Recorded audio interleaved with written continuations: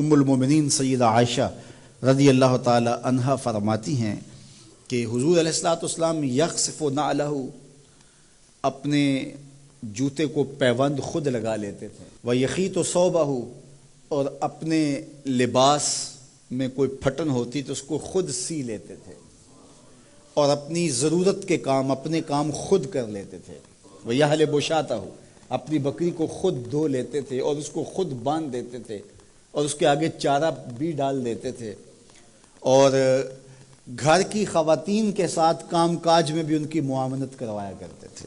جو کام مردوں کے کرنے کے ہوتے ہیں تو حضور علیہ الصلوۃ والسلام مردانہ شان کے ساتھ وہ کام کرتے اور ازواج کے ساتھ جو ہے وہ ہاتھ بٹاتے۔ ام المومنین فرماتی ہیں گھر ہوتے تو ہمارے ساتھ کام کاج میں حضور ہماری مدد فرماتے، اور جو ہی اذان ہوتی تو حضور جلدی سے مسجد میں تشریف لے جاتے۔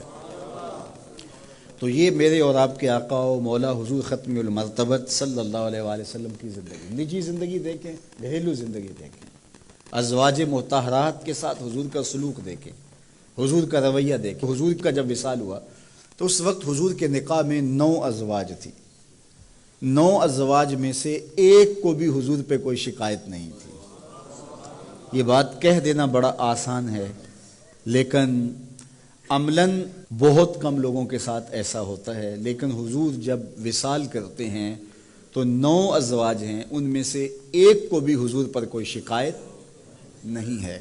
حضور علیہ الصلوۃ والسلام جب گھر آتے تھے تو خواتین کے مزاج کے مطابق ان کی دلجوئی کے لیے حضور گفتگو فرماتے، اور جب باہر جاتے تو جو صفہ کے چبوترے کے اوپر بیٹھ کے حضور کا انتظار کر رہے ہوتے تو ان کے سامنے علمی منہ شگافیاں اور علمی باتیں ان کے سامنے رکھتے، ان کی ضرورت کو پورا کرتے، اور مسجد سے باہر نکلتے تو آگے بچے کھیل رہے ہوتے تو حضور علیہ الصلوۃ والسلام یوں بیٹھ جاتے اور بچوں کو کہتے کہ یوں قطار میں کھڑے ہو جاؤ اور دوڑ کے آ کے میرے سینے لگو، جو سب سے پہلے لگے گا اس کو میں یہ انعام دوں گا۔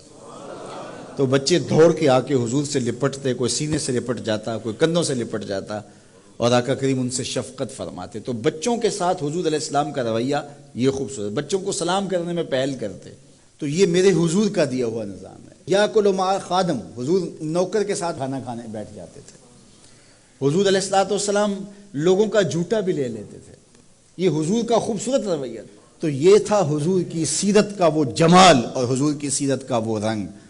آپ اپنے ساتھیوں کو ترجیح دیں، پہلے ان کو پیش کریں اور ان کے ساتھ بیٹھ کے کھائیں، ان کا جوٹا لیں۔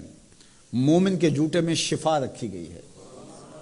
تو یہ مسئلہ اوروں کے لیے نہیں ہے کہ پیر صاحب کے جوٹے میں شفا ہے، مرید صاحب کے جوٹے میں بھی شفا ہے۔ جب مومن ہے، جب کلمہ حضور کا وہ بھی پڑھتا ہے تو اس کے جوٹے میں بھی شفا ہے، چاہے وہ مزدور ہے چاہے وہ غریب ہے، لیکن اس کے جوٹے میں بھی شفا رکھی گئی ہے۔ تو جب سور المومن، مومن کے جوٹے میں شفا ہے تو وہ مومن جہاں بھی ہوگا، جہاں بھی ایمان پایا جائے گا، اس کے جوٹے کے اندر شفا ہوگی۔